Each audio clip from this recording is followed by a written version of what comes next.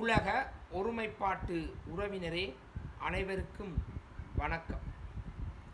தாய்மொழி கலைமன்றத்தின் ஊடாக ஒவ்வொரு மாதமும் ஒவ்வொரு சிந்தனையை முன்வைத்து வருகின்றோம்.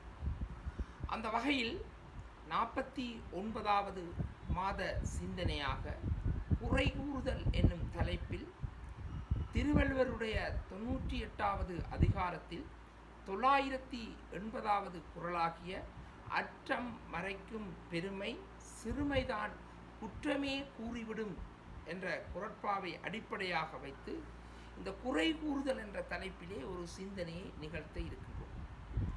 அதற்கு முன்னர் இந்த குறட்பாவினுடைய நேரடி கருத்தை பார்ப்போம். அற்றம் மறைக்கும் பெருமை, அதாவது அற்றம் மறைக்கும் பெருமை. அற்றம் என்பது குற்றம். பெருமை குணமுடையவர்கள் பிறருடைய குற்றங்களை கூறி அவர்களுடைய அற்ப செயல்களை மேன்மைப்படுத்தி பெருமையை மறைக்க மாட்டார்கள். அவர்களுடைய குறைகளை கூற மாட்டார்கள், அதாவது மற்றவர்களிடத்திலே கூற மாட்டார்கள். சிறுமைதான் குற்றமே கூறிவிடும். சிறுமை குணம் உள்ளவர்கள் மற்றவர்கள் எவ்வளவு நல்ல விடயங்களை செய்தாலும், 99% நல்ல விடயங்களை செய்தாலும், 1% பிழையான விடயங்களை செய்தால் அந்த பிழையான சிறிய விடயங்களையே முதன்மைப்படுத்தி எந்த நேரமும் குறை கூறிக்கொண்டே இருப்பார்கள். அற்றம் மறைக்கும் பெருமை சிறுமைதான் குற்றமே கூறிவிடும்.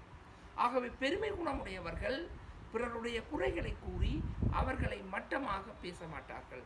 ஆனால் சிறுமை குணமுடையவர்கள் பிறருடைய பெருமைகளை மறைத்து அவர்கள் தங்களுடைய இயலாமையை வெளிப்படுத்துவதற்காக அவர்களது குறைகளையே கூறிக்கொண்டிருப்பார்கள் என்பது இந்த குறட்பாவினுடைய நேரடி கருத்து. இந்த குறை கூறுதல் என்ற அடிப்படையிலே தற்காலத்துக்குரிய இந்த சிந்தனையை பொருத்தப்பாட்டு அடிப்படையிலே பார்க்கலாம்.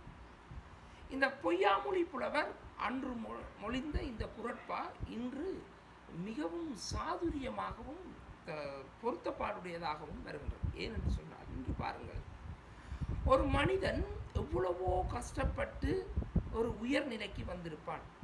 வந்திருந்த வேளையில் அவன் பிறர் கூறுகின்ற அறிவுரைகளையும் உள்வாங்கிக் கொண்டு தன்னுடைய கருத்துக்களை சுயத்தை இழக்காமல் முன்வைத்து வருவான்.